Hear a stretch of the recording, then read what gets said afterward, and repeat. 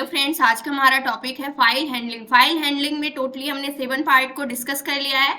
Eighth part number है जिसमें आज हम देखेंगे कि फाइल से हम डेटा को रीड कैसे करते हैं गेट लाइन फंक्शन और रीड फंक्शन की हेल्प से। इससे पहले हमने देखा था कि ऑब्जेक्ट की हेल्प से किस प्रकार से हम डेटा को रीड करते हैं अपनी फाइल से अपने प्रोग्राम के अंदर, और उससे पहले हमने देखा था कि गेट फंक्शन की हेल्प से किस प्रकार रीड करते हैं। तो गेट फंक्शन क्या करता है, कैरेक्टर बाय कैरेक्टर डेटा को रीड करता है, और हमारा जो ऑब्जेक्ट होता है वो वर्ड बाय वर्ड डेटा को रीड करता है। आज हम देखते हैं गेट लाइन फंक्शन और रीड फंक्शन कैसे रीड करता है डेटा को फाइल से हमारे प्रोग्राम के अंदर। गेट लाइन फंक्शन जो होता है ये लाइन बाय लाइन क्या करता है, डेटा को रीड करता है, यानी कि एक लाइन एक साथ रीड करता है। और रीड फंक्शन भी सेम काम करता है जैसे हमारा गेट लाइन फंक्शन करता है, यानी वो भी क्या करता है, पूरे ब्लॉक को ही रीड करता है। तो सबसे पहले हम देखते हैं गेट लाइन फंक्शन की हेल्प से कैसे करते हैं, उसके बाद जस्ट देखेंगे हम रीड फंक्शन की हेल्प से कैसे करते हैं। दोनों का सिंटैक्स जो होता है वो सेम होता है। इसके लिए सबसे पहले हम क्या करते हैं, हेडर फाइल को डिक्लेयर करते हैं, हैश इंक्लूड स्ट्रीम, ये हमारी हेडर फाइल हो गई। इसके बाद हम एफ स्ट्रीम हेडर फाइल को डिक्लेयर करेंगे अपनी फाइल के लिए। एफ स्ट्रीम हेडर फाइल हमारी हो गई जिसके अंदर इनपुट और आउटपुट दोनों हमारी क्या होती हैं, क्लासेस होती हैं, यानी ऑफ स्ट्रीम और इफ स्ट्रीम। इसके बाद हम लेते हैं यूजिंग नेम स्पेस std, हम मेन फंक्शन को लेते हैं, इंट मेन फंक्शन को। उसके बाद हमें करना क्या है, इसके जस्ट बाद हम सबसे पहले अपनी फाइल को ओपन करेंगे। फाइल को ओपन करने के लिए हम यहाँ पर कंस्ट्रक्टर मेथड यूज करते हैं अपनी फाइल को ओपन करने के लिए। डायरेक्टली हम ओपन फंक्शन की हेल्प से नहीं ओपन करते हैं, जिसके लिए हमें क्या करना होगा, इफ स्ट्रीम लेंगे, क्योंकि हमें जो टास्क परफॉर्म कराना है वो रीडिंग का है। तो इसके लिए यानी इनपुट लेना है, हमें डेटा को इनपुट लेना है अपनी फाइल से अपने प्रोग्राम के अंदर। इफ स्ट्रीम लेंगे, यहाँ पर ये हमारी क्लास होगी, इसका ऑब्जेक्ट होगा ओबीजे नेम का, इसका हमने एक ऑब्जेक्ट बना लिया। उसके बाद हमने यहाँ पर कंस्ट्रक्टर की हेल्प से अपनी फाइल को ओपन की। फाइल है हमारी इजी नेम की, वो भी txt फाइल है हमारी, इसको हमने ओपन किया। इसके बाद हमने क्या कर दिया, यहाँ से iOS और यहाँ से इनको, यानी कि जो हमारा मेथड है यानी कि मोड है फाइल का, वो क्या है, हमारा इनपुट मोड है, यानी कि हमें इनपुट लेना है डेटा अपनी फाइल से अपने प्रोग्राम के अंदर। इसलिए हमने इन मोड को क्या कर लिया, इन मोड पर अपनी फाइल को ओपन कर लिया, यानी कि रीडिंग मोड पर अपनी फाइल को हमने क्या कर लिया है, ओपन कर लिया, जो कि क्या करेगा, हमारी फाइल से डेटा को रीड करेगा सिंपली सा।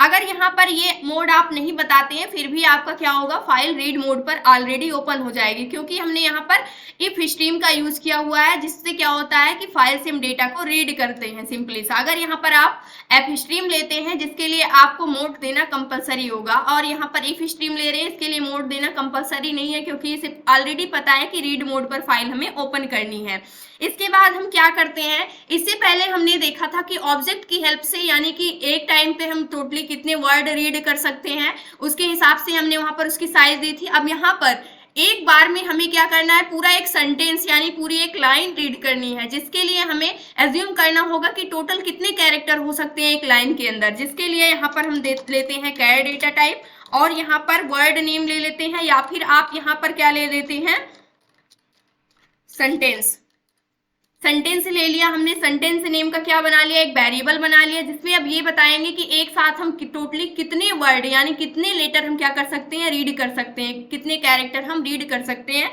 तो मान लीजिए हमने इसकी साइज 100 दे दी। टोटली एक लाइन में हम ये एज्यूम करके चलते हैं कि 100 कैरेक्टर हो सकते हैं, 100 कैरेक्टर हमें एक बार में रीड करना है, इसलिए हमने इसकी साइज 100 दे दी। इसके बाद हमें करना क्या है, व्हाइल लूप की कंडीशन लेंगे।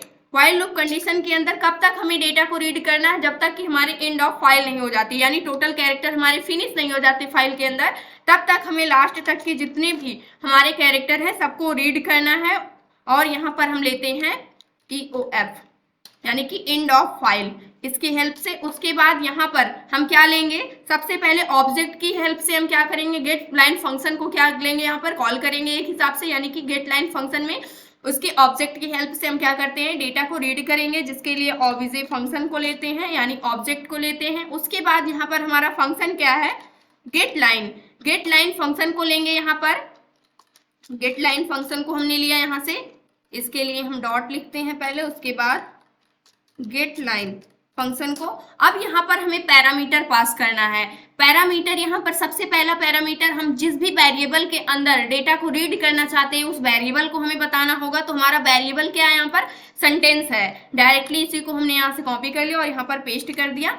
यहाँ पर सेंटेंस नेम के वेरिएबल के अंदर हम डेटा को अपने रीड करना चाहते हैं अपनी फाइल से। उसके बाद टोटल एक टाइम में हम कितने कैरेक्टर रीड करेंगे, यानी कि एक लाइन में कितने कैरेक्टर हो सकते हैं, इसकी साइज देनी होगी। 100 सेम हमने दे दिया। उसके बाद यहाँ पर सेम इसको करके देखते हैं। मान लीजिए अगर आपको पार्टिकुलर किसी एक कैरेक्टर को टर्मिनेट करना हो गया तो उसके लिए, यानी किसी भी वर्ड का स्टार्टिंग का फर्स्ट कैरेक्टर अगर टर्मिनेट करना हो गया कि वो कैरेक्टर आपका प्रिंट ना हो, उसके बाद के जो भी कैरेक्टर हो प्रिंट हो जाए ऑटोमेटिकली, तो उसके लिए भी आप क्या कर सकते हैं, यहाँ पर पैरामीटर में पास कर देते हैं। इसके लिए हम सेकेंड टाइम्स आपको बताते हैं। सबसे पहले हम नॉर्मल सा देखते हैं कि कैसे ये काम करता है। इसको यहाँ से क्लोज करते हैं। उसके बाद यहाँ से सी आउट फंक्शन की हेल्प से हम क्या प्रिंट कर लेंगे, सेंटेंस, यानी कि यहाँ पर हम कॉपी कर देते हैं, इसको पेस्ट कर देंगे और उसके बाद यहाँ से हम एंड एल कर देते हैं, यानी नेक्स्ट लाइन में हमारा जो सेंटेंस हो लाइन बाय लाइन हर एक अलग अलग लाइन में प्रिंट हो। यानी कि फर्स्ट बार लूप जब एग्जीक्यूट हो उसके बाद एक लाइन प्रिंट होने के बाद सेकेंड लाइन में, फिर उसके बाद थर्ड लाइन में, अलग अलग लाइन में क्या हो, डेटा प्रिंट हो। उसके बाद ऑब्जेक्ट फंक्शन की हेल्प से ऑब्जेक्ट, उसके बाद हम क्या करेंगे, क्लोज कर देंगे, क्लोज कर देंगे अपनी फाइल को। फिर हम यहाँ से क्या कर देते हैं, रिटर्न 0 कर देते हैं। प्रोग्राम को क्या करते हैं, सेव करते हैं। अब F11 से हम रन करते हैं तो यहाँ से आप देख सकते हैं हम क्या कर रहे हैं, यहाँ पर लाइन बाय लाइन क्या कर रहे हैं, रीड कर रहे हैं डेटा को अपनी फाइल से। फाइल जो हमारी थी जिसको हमने आपको पहले ही दिखा दिया है कि welcome to learn computer GSCTI, ये सारा डेटा क्या है, हमारी फाइल के अंदर स्टोर है। उस डेटा को हम क्या कर रहे हैं, रीड कर रहे हैं। राइट तो हमने पहले ही कर लिया था फर्स्ट लेक्चर में ही। अब यहाँ पर हम क्या कर रहे हैं, रीड कर रहे हैं। और उसके बाद नेक्स्ट लाइन में C++ प्रोग्रामिंग प्रिंट हुआ है। फिर उसके बाद थर्ड लाइन पे यहाँ पर आप देख सकते हैं फोर्थ लाइन में सेम इसी प्रकार से डेटा हमारा क्या हुआ, प्रिंट हुआ है। मान लीजिए हमें क्या करना है, यहाँ पर जो C वाला कैरेक्टर है इसको टर्मिनेट करना है, यानी कि इस वर्ड में पार्टिकुलर किसी भी लाइन में अगर C कैरेक्टर हमें मिल जाता है तो उसको वहां से हमें क्या कर देना, प्रिंट ही नहीं करना है, डायरेक्टली वहां से टर्मिनेट कर देना है। उसके बाद के जितने भी कैरेक्टर हो यहाँ से इतने सारे इसके आगे क्या हो जाए, प्रिंट हो जाए। तो इस प्रकार से हम चाहते हैं कि यहाँ पर भी C ना प्रिंट हो, यहाँ पर भी C ना प्रिंट हो और यहाँ पे भी C प्रिंट ना हो। इसके बाद और कहीं C है ही नहीं है, यानी कि C कैरेक्टर को हमें टर्मिनेट कर देना है। उसके बाद के जो भी वर्ड है, कैरेक्टर है, वो हमें प्रिंट करने हैं, जिसके लिए हम क्या दे देंगे, यहाँ पर पैरामीटर में पास क्या कर देंगे, टोटली सेंटेंस में 100 कैरेक्टर्स हम एक टाइम में प्रिंट कर सकते हैं, लेकिन C को हमें क्या नहीं करना है, जैसे ही C कैरेक्टर मिले उसको टर्मिनेट कर दें, उसके आगे के कैरेक्टर क्या हो जाए, प्रिंट हो जाए। जैसे कंटिन्यू स्टेटमेंट का हमने देखा था कि वो क्या करता था, जिसको भी हम स्किप करना चाहते थे स्किप करने के बाद कंटिन्यू रखते थे। सेम वही प्रोसेस यहाँ पर भी अप्लाई हो रहा है। आप देखेंगे यहाँ पर जैसे हमारा था वेलकम टू लर्न, उसके बाद क्या था, कंप्यूटर, C क्या हो गया, टर्मिनेट हो गया। उसके बाद हमारा नेक्स्ट लाइन में क्या प्रिंट हो गया, OMPUTER, यानी कि इसी प्रकार से GSCTI था तो C हटा, उसके बाद नेक्स्ट लाइन पे हम चले गए, TI यहाँ पर प्रिंट हो गया है। C++ प्रोग्रामिंग था, यहाँ पर C नहीं प्रिंट हुआ। उसके बाद प्लस प्रिंट हो गया, प्रोग्रामिंग प्रिंट हो गया है। सेम इसी प्रकार से यहाँ पर था हमारा लर्न था, उसके बाद कंप्यूटर था, C नहीं प्रिंट हुआ है। नेक्स्ट लाइन पे हमारा OMPUTER प्रिंट हो गया है। इसी प्रकार से यहाँ पर भी था GSCTI, यहाँ पर भी C नहीं प्रिंट हुआ है। तो इस प्रकार से अगर पार्टिकुलर किसी एक कैरेक्टर को हमें क्या करना, नहीं प्रिंट करना, तो उसको हम यहाँ पर पैरामीटर में पास कर देते हैं। मान लीजिए हम यहाँ से P को नहीं प्रिंट करना चाहते हैं, कैपिटल P देते हैं, इसको हमें प्रिंट नहीं करना है।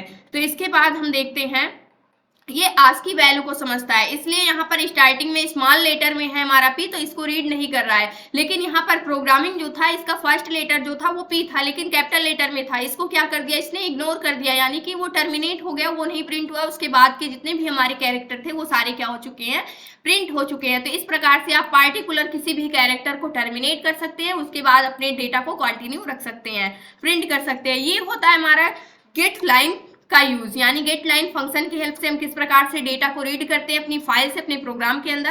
अब हम देखते हैं कि रीड फंक्शन की हेल्प से किस प्रकार से रीड करते हैं। रीड फंक्शन किसी किसी में सपोर्ट नहीं करता है, किसी किसी सिस्टम में, क्योंकि ये पार्टिकुलर बाइनरी के लिए बनाया गया है, जब भी हम बाइनरी फाइल से डेटा को रीड करते हैं। लेकिन यहाँ पर हम इसको इसमें भी यूज करके देखते हैं, किसी किसी में हो जाता है और किसी किसी में क्या देता है, एरर देता है, यानी कि एग्जीक्यूट नहीं होता है, जिसके लिए हमें सेम कोड लिखना होगा। यानी ऑब्जेक्ट की हेल्प से ये भी होता है, ऑब्जेक्ट डॉट रीड फंक्शन को लेंगे। इसके बाद हमें रीड क्या करना है, यानी कि सेंटेंस में हम रीड करेंगे डेटा को इस सेंटेंस नेम के वेरिएबल में, और एक टाइम में हम टोटली कितने कैरेक्टर रीड कर रहे होंगे, 100 यहाँ से हमने ले लिया और इसको हमने क्लोज कर दिया। सेव करते हैं, F11 से रन करते हैं तो आप देख सकते हैं सेम डेटा हमारा क्या हो रहा है, यहाँ पर रीड हो रहा है। यहाँ पर सेम डेटा हमारा रीड हो रहा है, ये भी हमारा क्या हो गया है, यहाँ से welcome to learn computer GSCTI आप देखेंगे तो यहाँ से हमारा जो डेटा है वो रीड हो रहा है। लेकिन यहाँ पर आप देखेंगे तो थोड़ा अलग तरीके से क्या हो रहा है, डेटा यहाँ पर रीड हो रहा है, क्योंकि एक बार हम क्या कर चुके थे, गेटलाइन फंक्शन की हेल्प से इसको एग्जीक्यूट कर चुके थे। अगर इसकी .exe फाइल को हम डिलीट करके फिर से इसको क्या करते हैं, रन करते हैं, तो एक टाइम में ही आपको डेटा क्या होगा, यहाँ से प्रिंट में मिलेगा। तो इस प्रकार से हम यूज करते हैं रीड करने के लिए फाइल से डेटा को अपने प्रोग्राम के अंदर, गेटलाइन फंक्शन का, रीड फंक्शन का। इससे पहले हमने देखा था गेट फंक्शन और हमने देखा था ऑब्जेक्ट की हेल्प से किस प्रकार से टोटली 4 मेथड्स होते हैं किसी भी फाइल से डेटा को, यानी कि टेक्स्ट फाइल से डेटा को रीड करने के लिए अपने प्रोग्राम के अंदर। ये था आज का हमारा टॉपिक फाइल हैंडलिंग का। आई होप दोस्तों अगर आज की इन्फॉर्मेशन आपको अच्छी लगी हो तो प्लीज वीडियो को लाइक करना, चैनल को सब्सक्राइब करना और दोस्तों के पास शेयर करना।